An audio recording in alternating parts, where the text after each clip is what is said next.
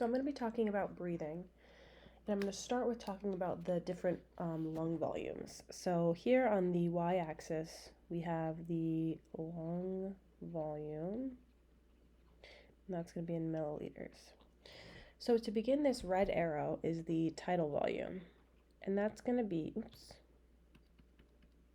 that's going to be the amount inhaled and exhaled during the respiratory cycle. So it's an autonomic function, meaning involuntarily, unconsciously, you're still going to be doing this and within this volume. Now, here in this blue line, we have the inspiratory reserve volume, and that's going to be the amount that you can inhale with maximum effort. So, as you know, I have mental control over the amount, like how much I can forcefully inhale.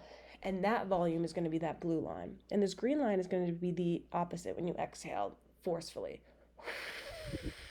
That volume is the expiratory reserve.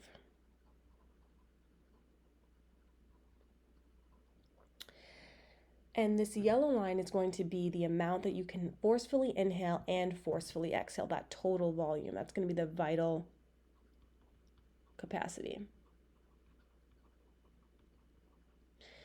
After you've forcefully exhaled, there's still a residual volume which is left inside of your lungs.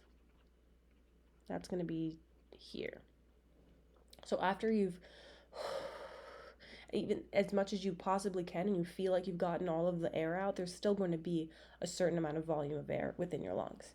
And the total lung capacity is going to be the total amount of volume in your lungs. This purple line.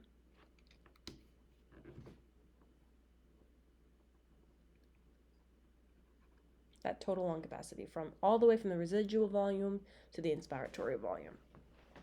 Now let's talk a little bit about the biomechanics behind breathing. So inhalation and exhalation depend on the pressure difference between the atmosphere and the intrapulmonary pressure, or the pressure inside the lungs. So what do we know? We know that gas molecules flow from high pressure to low pressure. We also know that volume and pressure have an indirect relationship. So when volume increases, pressure is going to decrease. So for in between inhalation and expiration, let's say that we have a atmospheric pressure of 760 millimeters mercury, and the intrapulmonary pressure is also 760.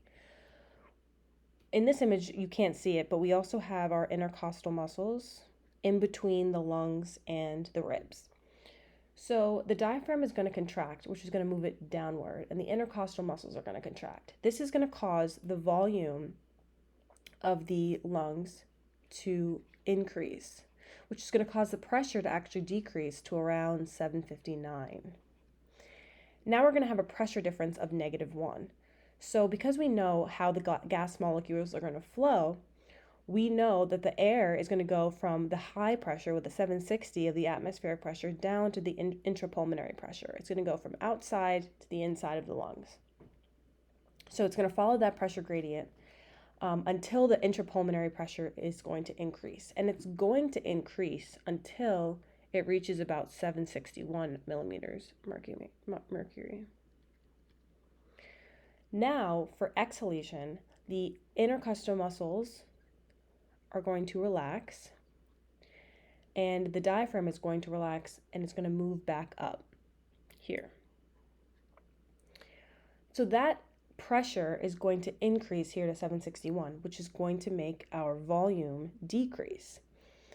So the intrapulmonary pressure is 761 and the atmospheric pressure is still 760. So we know the pressure gradient is going to flow from high to low. So it's going to go from inside of the lungs to outside. And that's how the cycle is going to continue. After the expiration, then we're going to go back to inhalation.